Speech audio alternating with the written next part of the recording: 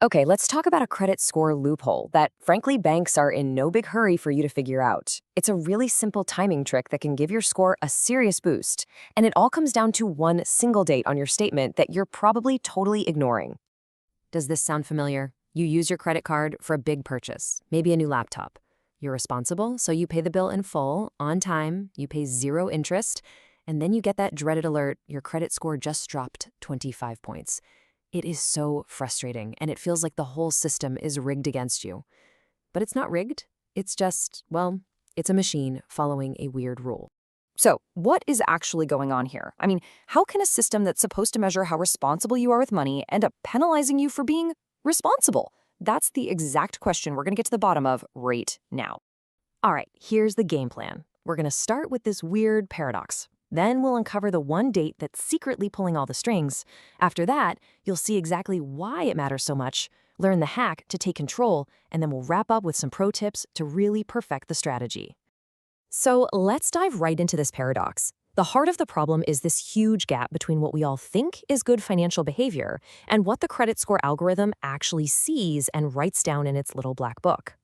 Here it is. This is the most important thing to get your head around. The credit bureaus are not watching your bank account live. It's not a 24/7 video feed. Instead, they get a single snapshot of your account, just one picture once a month. And here's the kicker. That snapshot is almost always taken at the worst possible moment. And that brings us to the real culprit. See, in every credit card billing cycle, there are two dates that matter. We're all trained to obsess over one of them, but it's the other one, the one nobody talks about, that's actually doing all the damage to your score.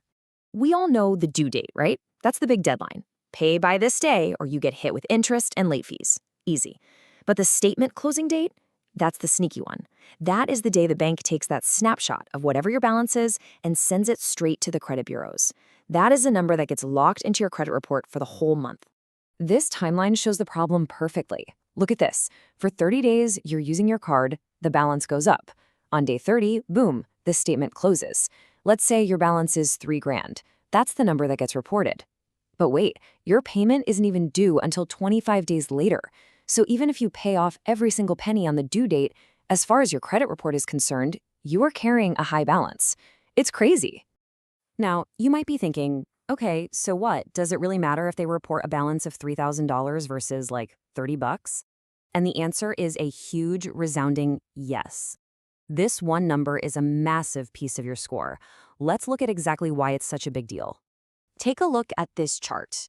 Now, the biggest piece of the pie is your payment history. Makes sense, right? Pay your bills on time. But look at the second biggest slice, amounts owed. This is basically your credit utilization, and it makes up a massive 30% of your entire FICO score. That's almost as important as paying your bills on time, and it's why one high reported balance can make your score nosedive. So the first magic number is 30%. The second your reported balance goes over 30% of your credit limit on any one card or all of them combined, the algorithm starts flashing a little warning light. You could have a perfect payment record, but just crossing this line will cost you points. Now, if you cross 50%, the algorithm starts to really freak out. Statistically, people who are using more than half of their available credit are way more likely to miss payments down the road. The scoring model sees this as a huge red flag, a sign you might be in financial trouble, and your score can drop and drop fast to reflect that risk. But here is the absolute best news in this whole thing. Unlike a late payment, which can stick to your report for 7 long years, high utilization has no memory. It's totally temporary. The moment a new lower balance gets reported next month, your score will jump right back up, almost like that high balance never even happened. This is the one part of your score you can fix, like, instantly. So how do we fix it? It's simple. We take control of the snapshot.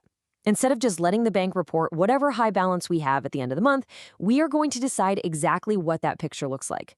Let's get into the actual hack. The hack itself couldn't be simpler. Instead of waiting for the bill, you just make a payment before the statement closing date. That's it. By paying most of your balance down early, you are manually changing the number that gets sent to the credit bureaus. You're basically editing your own credit report before it gets published.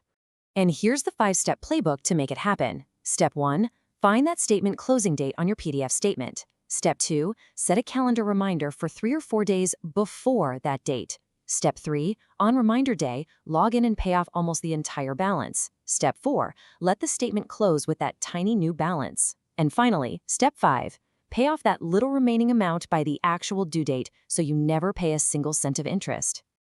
Okay, so you have the basic strategy down. Now let's really dial it in. Let's cover a couple of pro tips and common mistakes to make sure you get the absolute most out of this. You'd think that reporting a zero balance would be the ultimate goal, right? Well, that's actually a myth. It turns out the scoring models want to see that you're actively using credit and managing it well.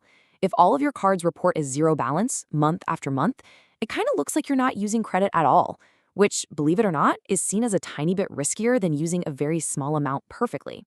The absolute sweet spot, the target for maximizing your score, is to report a utilization somewhere between 1 and 9%. You can do this by leaving just a tiny balance. We're talking 10, maybe $20 to be reported on your statement.